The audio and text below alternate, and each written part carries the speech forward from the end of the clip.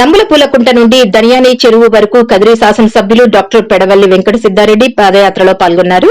ఈ కార్యక్రమానికి ముఖ్య అతిథిగా హిందూపురం పార్లమెంటు సభ్యులు గోరెంట్ల మాధవ్ పాల్గొన్నారు. ఈ పాదయాత్ర నంబులపూలకుంట నుంచి Vankamaddi cross, Bandaru Chetlapalli, Govindarajulapalli cross, Mundlavaripalli cross, D Kothapalli మీదుగా దనియాని చెరువు వరకు అట్టహాసంగా సాగింది. పాదయాత్ర అనంతరం దనియాని చెరువు సచివాలయం నందు రచ్చబండ కార్యక్రమం జరిగింది. ఈ కార్యక్రమంలో పాదయాత్రలో పాల్గొన్నటువంటి వారి సమస్యలను రచ్చబండలో తెలిపారు. ఈ కార్యక్రమంలో సిఈసి సభ్యులు పూల శ్రీనివాసరెడ్డి, మండల convener Mankamaddiramu, market yard chairman Raghavayya, Balakrishna Naidu, Ramesh Reddy, Rangareddy, మాజీ మండలాధ్యకుడు పుల్లారెడ్డి, హనుమంతరెడ్డి, వెంకటనారాయణ రెడ్డి, ఆదిరెడ్డి, ఓబుల్రెడ్డి, రామాంజులరెడ్డి, కేశవరెడ్డి, కేశవ, సుభాన్, రామచంద్రరెడ్డి, గంగిరెడ్డి, షామీర్, తహసీల్దార్, ఎండీఓ, సచివాలయ ఉద్యోగులు, స్థానిక వైకాపా నాయకులు, కార్యకర్తలు తదితరులు పాల్గొన్నారు. ఈ విషయం చాలా అందరూ ఆలోచించాలి, అందరూ వినాలి.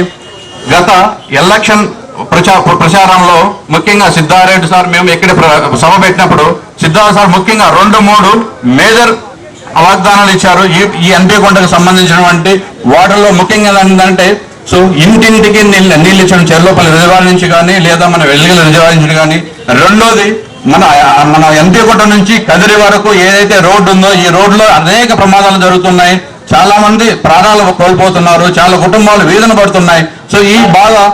ఈ బాధ తీర్చాలి. చాలా మంది నాయకులు వెళ్ళారు, చాలా ప్రభుత్వాలు పోయాయి, చాలా ఎమ్మెల్యేలు వెళ్ళారు, చాలా మంది నాయకులు వెళ్ళారు. ఎవరు ఇలాంటి పట్టించుకొని పాపాన్ని పోలేదు. నేను కానీ అధికారంలోకి వస్తే, నేను కానీ ఎమ్మెల్యే అయితే, జగన్మోహన్ రెడ్డి గారు ముఖ్యమంత్రి అయితే కంపల్సరీగా ఈ సమస్యను నేను తీరుస్తాను అనేటువంటి ఇదే వేదిక మీదుగా వాగ్దానం ఇవ్వడం జరిగింది. ఏదైతే అతను వాగ్దానం ఇచ్చారో ఇమీడియట్ గా ఆల్రెడీ శాంక్షన్ గానే అయింది. త్వరలోగానే పనులు. మాధవ్ గారికి వేదికను అలంకరించిన పెద్దలు, వైఎస్ఆర్ కాంగ్రెస్ పార్టీ నాయకులు, అతిరథ మహారథులు, ఎన్పీ కుంట మండల వైఎస్ఆర్ కాంగ్రెస్ పార్టీ కుటుంబ సభ్యులు అందరికీ పేరు పేరున శిరస్సు ఉంచి సవినయంగా నమస్కరించుకుంటా ఉన్నాం.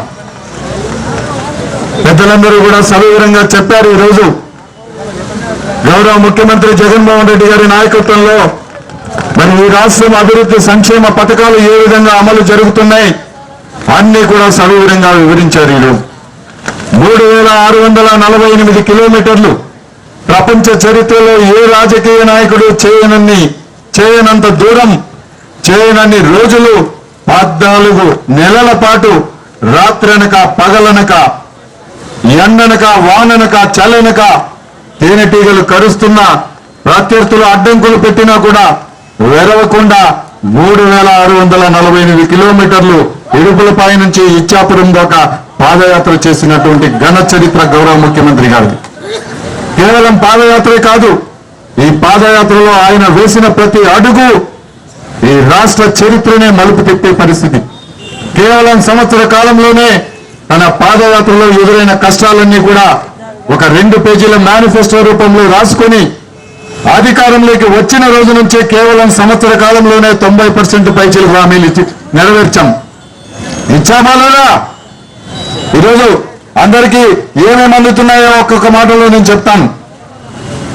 మొట్టమొదట ప్రమాణ స్వీకారం చేసిన రోజే పెంచిన పెన్షన్ అర్హత ఉన్న ప్రతి ఒక్కరికి కూడా 1వ తేదీ వాళ్ళ ఇంటికే వాళ్ళ తలుపు తట్టి వాలంటీర్ల ద్వారా చేర్చే కార్యక్రమం జరుగుతూ ఉంది.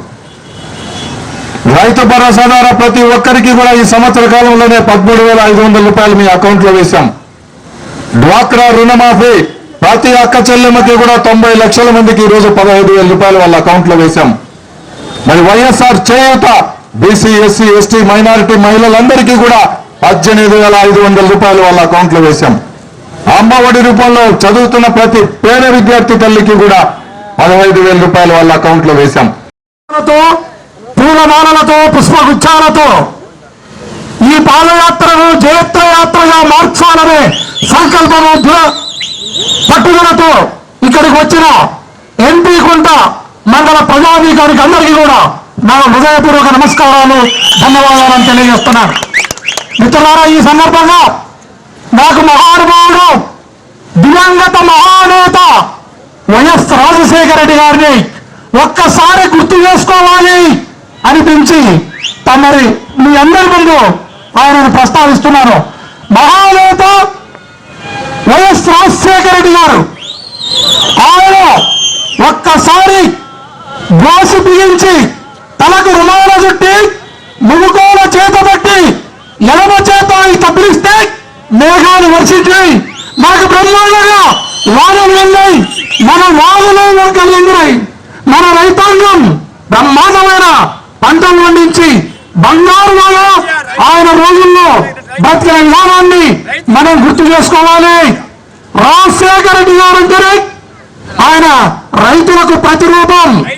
ఆయన మొట్టమొదట ముఖ్యమంత్రిగా ప్రమాణ స్వీకారం చేస్తేనే ఉచిత విద్యుత్తు, రైతులకు ఉచిత విద్యుత్తు ఫైల్ మీద సంతకం చేసిన మహానుభావుడు. అదేవిధంగా సంపూర్ణమైన రుణమాఫీ రైతులకు సంపూర్ణమైన రుణమాఫీని మనం గుర్తు చేసుకోవాలి. అదేవిధంగా మనం ఏనాడు కూడా పెద్ద పెద్ద ఆసుపత్రులకు వెళ్ళి ఊరికే ఇట్లా చూసుకుంటూ వాళ్ళని ఈ హాస్పిటల్లో ఎవరో పెద్ద పెద్దల్లో వైద్యం చేయించుకుంటారని మన బీరాబికి వాళ్ళం అనుకునే వాళ్ళం. అట్లాంటి కార్పొరేట్ హాస్పిటల్లో మనం నిలబడిపోతున్న గుండెను పరుగులు పెట్టించడానికి ఆరోగ్యశ్రీని తీసుకొచ్చిన మహానుభావుని ఈ సందర్భంగా మనం గుర్తు చేసుకోవాలి. కార్యక్రమం రైతు భరోసా కేంద్రాలు ఎప్పుడు మనం ఎన్ని పాపాన పోలే సోదరులరా, మన భూమి ఎన్ని ఎకరాలు ఉంది, ఎంత ఉంది, ఆ భూమిలో ఏ ధాతువు తక్కువ ఉంది, ఆ భూమిలో ఏ పంట వేస్తే బాగుంటుంది, సరిపడా ఇత్తనాలు ఏం కావాలి, దాంట్లో ఏ మందులు కొడితే కావాలని కూడా అక్కడ చార్ట్ పెట్టి నీకు ఏ కంపెనీ మందు కావాలో ఆ కంపెనీ ఆర్డర్ పెడితే 48 గంటల్లో మనకు మందులు కూడా తీసుకొచ్చి ఇచ్చే కార్యక్రమం రైతు భరోసా కేంద్రాలు జరుగుతున్నాయి. రాబోయే రోజుల్లో వెల్నెస్ సెంటర్లు వస్తున్నాయంటే హెల్త్ సెంటర్లు వస్తున్నాయి. మన ఊర్లకి 24 గంటలు పనిచేసే విధంగా హెల్త్ సెంటర్లు ఉంటాయి. ప్రతి 2000 జనాభాకి ఒక గ్రామ సచివాలయం, ఒక ఆర్బిక రైతు భరోసా కేంద్రం, ఒక వెల్నెస్ సెంటర్ ఉండి అక్కడ ఉండి మన యోగక్షేమాలు తెలుసుకునేదానికి, మన బాధకు సాధకాలు చెప్పుకునేదానికి ఎక్కడికో పోవాల్సిన అవసరం లేదు. మన గ్రామంలోనే మన వ్యవస్థ అంతా అక్కడే ఉండిపోతే మన ఊర్లోనే రాజ్యాధికారం మొదలు పెడితే ఆ గాంధీ మహాత్ముడు కలలు కన్నా గ్రామ స్వరాజ్యం ఇదేనా అని అనిపిస్తోంది నాకు ఈ రోజున. సోదరులారా గుర్తుపెట్టుకోండి, ఎక్కడికో పోవాల్సిన అవసరం మన మధ్యకే యంత్రాంగం వచ్చింది. ప్రభుత్వ యంత్రాంగం మన దగ్గరే ఉంటుంది, వీఆర్ఓలు మన దగ్గరే ఉంటారు, సచివాలయ కార్యకర్తలు మన దగ్గరే ఉంటారు, అందరు వాలంటీర్లు మన దగ్గర ఉంటారు. ప్రతి ఒక్కరూ మన దగ్గర ఉండి మనం పనిచేసే మన కార్యక్రమం చేసే కార్యక్రమం జరుగుతూ ఉందంటే కేవలం అది జగన్మోహన్ రెడ్డి గారి పుణ్యం తప్ప ఇంకెవరిది కాదు.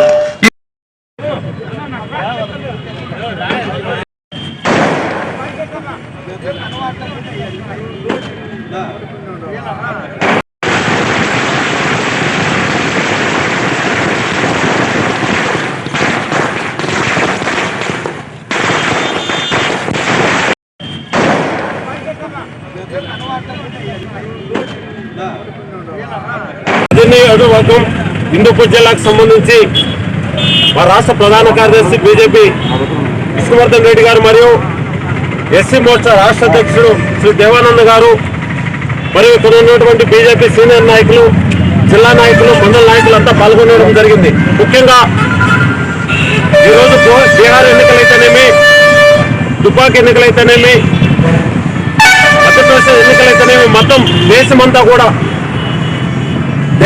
కూడా అన్ని విని ఎరుగని రీతిలో ఈరోజు బీజేపీ పార్టీకి అత్యధిక మెజార్టీ ఇవ్వడం అంటే ఇది దేశ చరిత్రలో నరేంద్ర మోడీ గారు చేస్తున్న పాలనకు ఒక మచ్చ తునకలా చెప్పాలని సందర్భంగా తెలియజేస్తున్నా.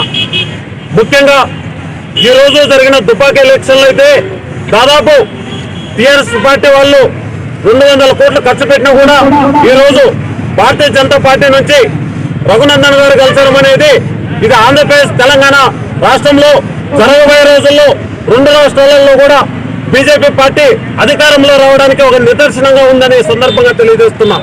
అదేవిధంగా దేశవ్యాప్తంగా కూడా దాదాపు 302 ఎంపీ సీట్లతో ఉన్నటువంటి బీజేపీ పార్టీ జరగబోయే ఎంపీ ఎలక్షన్లు ఎప్పుడు జరిగినా కూడా 400 పైన ఎంపీ సీట్లను గెలుచుకుంటుంది.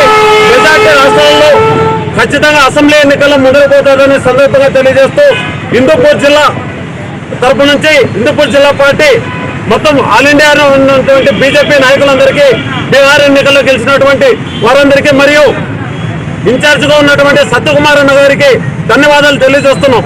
బోలా భారత్ మాతాకి. దేశవ్యాప్తంగా విజయవంతంగా ముగిస్తున్న సందర్భంగా ఈ యొక్క భారతదేశంలో ఆఖరి ఘట్టం ఏదైతే మణిపూర్ చివరి దాకా భారతీయ జనతా పార్టీ 5 స్థానాలు గెలవడం ఏ విధంగా శుభసూచికో మీరు ఒకసారి ఆలోచించాల పరిస్థితి ఏర్పడింది. ఈరోజు మణిపూర్లో దాదాపు 100కి 99% క్రిస్టియన్లు ఉండే ప్రాంతం. దాంట్లో 5 స్థానాలు ఉంటే 5 స్థానాలు భారతీయ జనతా పార్టీకి వెళ్తున్నాం. దాంట్లో ఈ చివరిన తెలంగాణలో ఏదైతే ఉప ఎన్నిక జరుగుతుందో టీఆర్ఎస్కి కంచుకోట లాంటి సిద్దిపేట జిల్లాలో ఈరోజు భారతీయ జనతా పార్టీ జెండా ఎగరేయడం. మరి అదే విధంగా బీహార్లో చూస్తే ఎక్కడ చూసినా కమలం. మరి అదే విధంగా రాబో రోజుల్లో కూడా ఈ ఆంధ్రప్రదేశ్లో భారతీయ జనతా పార్టీ విజయానికి దగ్గరలో ఉంది జనసేన బీజేపీ యొక్క కలయికతో. రాబో రోజుల్లో మేము ఏదైతే కలలు కంటున్నామో మా రాష్ట్ర అధ్యక్షుడు సోమవీరాజు గారు కానీ అదేవిధంగా జనసేన అధినేత పవన్ కళ్యాణ్ గారు కానీ వారి యొక్క నాయకత్వంలో స్థానికంగా ఉండే సమస్యల మీద ఈ యొక్క ప్రభుత్వం పెడుతున్న ఇబ్బందుల గురించి మైనార్టీలకి, ఎస్సీలకి, బీసీలకి అదేవిధంగా రకరకాల ఇబ్బంది పెడుతున్న సంఘటనలన్నీ రాబో రోజుల్లో అంశాల వారీగా ఇసుక నుండి మద్యం నుండి గంధం చెక్క వరకు ఈరోజు ఏ విధంగా దోపిడీ జరుగుతుందో ఈరోజు ప్రభుత్వం మనకి స్థానికంగా ఆర్థికంగా బలం పెంచాల్సింది పోయి ఈరోజు ఎవరైతే తిరుగుబడుతున్నారో వాళ్ళని జైలు పెట్టడం, పోలీసుల ద్వారా ఈరోజు పూర్తిగా ప్రాణాలు తీయించడం, ఈ విధంగా ఈ యొక్క పాలన రాష్ట్రంలో జరుగుతున్న సందర్భంగా రాబో రోజుల్లో ఈ యొక్క తెలుగుదేశాన్ని కానీ ఈ విధంగా వైఎస్ఆర్ పార్టీని కానీ రాబో రోజుల్లో ఎదుర్కొనేది భారతీయ జనతా పార్టీ అని చెప్పి మీకు తెలియజేస్తున్నాం. రాబో రోజుల్లో అనేక అంశాల మీద దశల వారీగా స్థానికంగా ఉండే అంశాల మీద ఖచ్చితంగా పోరాటం చేస్తాం.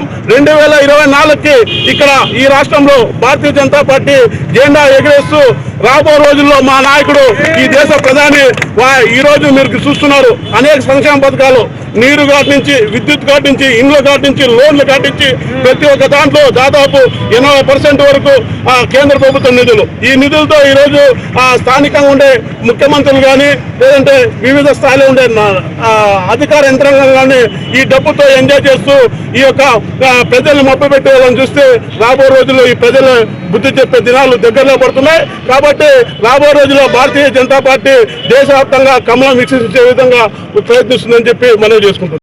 దేశంలో జరిగినటువంటి పలు రాష్ట్రాల ఎన్నికల్లో భారతీయ జనతా పార్టీ మరోసారి నరేంద్ర మోడీ నాయకత్వానికి భారత ప్రజాని ఈ దేశంలో చేస్తున్న అభివృద్ధికి ప్రజలు పట్టడం కట్టడం జరిగింది. అనేక ఎగ్జిట్ పోల్స్ ఈ దేశంలో భారతీయ జనతా పార్టీ బీహార్ ఎన్నికల్లో ఓడిపోతుందని అనేక సర్వేలు చెప్పాయి. సర్వేలకు భిన్నంగా ఈరోజు ప్రజలు పెద్ద ఎత్తున నరేంద్ర మోడీ గారి నాయకత్వానికి తీర్పునివ్వడం జరిగింది. దేశంలో జరిగినటువంటి యొక్క ఎన్నికలు బీజేపీ పనితీరుకు, భారత ప్రధాని నాయకత్వానికి ఇది విజయంగా భారతీయ జనతా పార్టీ భావిస్తుంది. దక్షిణాది రాష్ట్రాల్లో భారతీయ జనతా పార్టీ బలహీనంగా ఉంది. బీజేపీ దక్షిణాది రాష్ట్రాల్లో ఖాతా తెరవదు అని మాట్లాడుతున్నటువంటి ప్రాంతీయ పార్టీలకు ఈరోజు జరిగినటువంటి తెలంగాణలో కేసీఆర్ నియోజకవర్గంలో భారతీయ జనతా పార్టీ అభ్యర్థి రఘునందన్ రావు గెలవడం, అధికార టీఆర్ఎస్ పార్టీకి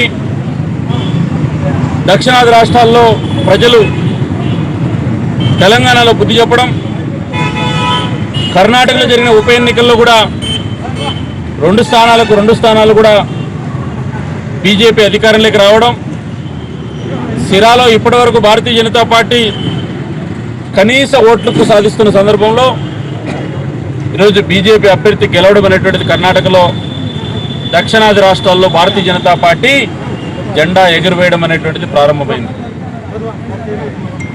ఇదే పరిస్థితి ఆంధ్రప్రదేశ్లో కూడా త్వరలో తిరుపతి పార్లమెంటుకు ఉప ఎన్నిక జరగబోతుంది. తెలంగాణలో టీఆర్ఎస్ పార్టీకి పట్టిన గతి, టీఆర్ఎస్ పార్టీ చేసినటువంటి దౌర్జన్యాలకు ప్రజలు ఇచ్చిన తీర్పు, ఆంధ్రప్రదేశ్లో కూడా వైఎస్ఆర్ కాంగ్రెస్ పార్టీ వాళ్ళ శ్రేణులు చేస్తున్నటువంటి దౌర్జన్యాలు స్థానిక సంస్థల ఎన్నికల నుంచి మనం గమనిస్తున్నాం. ఖచ్చితంగా తిరుపతి ఎన్నికల్లో భారతీయ జనతా పార్టీకి వైఎస్ఆర్ కాంగ్రెస్ పార్టీకి మధ్య ఎన్నికల్లో పోటీ జరగబోతుంది. భారతీయ జనతా పార్టీకి ఖచ్చితంగా ఆంధ్రప్రదేశ్లో కూడా ఒక బలమైన రాజకీయ శక్తిగా మారబోతుంది. ఈ రాష్ట్రంలో కూడా రానున్న రోజుల్లో ప్రజా వ్యతిరేక విధానాల మీద బీజేపీ చేస్తున్నటువంటి ఆందోళనలకు తిరుపతి ఉప ఎన్నిక ప్రజల ముందుకు రాబోతుందన్న విషయాన్ని గుర్తు చేస్తూ ఖచ్చితంగా ఈ దేశంలో నరేంద్ర మోడీ గారి నేతృత్వంలో దక్షిణాది రాష్ట్రాల్లో భారతీయ జనతా పార్టీ బలపడుతుందన్న విషయాన్ని గుర్తు చేస్తూ మరొకసారి తెలంగాణ భారతీయ జనతా పార్టీకి రాష్ట్ర అధ్యక్షులు రఘునందన్ రావు గారికి, కర్ణాటకలో ముఖ్యమంత్రి యడియూరప్ప గారికి, వారి నాయకత్వం గెలిచిన అభ్యర్థులకు, భారత ప్రధానమంత్రి నరేంద్ర మోడీకి, బీజేపీ జాతీయ నాయకత్వానికి ఆంధ్రప్రదేశ్ భారతీయ జనతా పార్టీ అభినందనలు తెలియజేస్తుంది.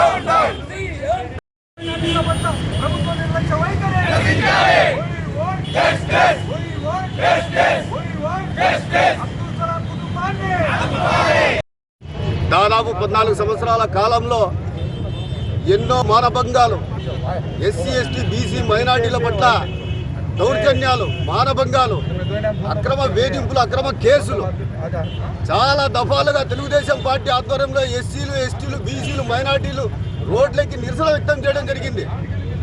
ఈ ప్రభుత్వం అధికారంలోకి వస్తే చాలా మందిని చంపేస్తారని ఆ రోజే నిరసన వ్యక్తం చేసినాం.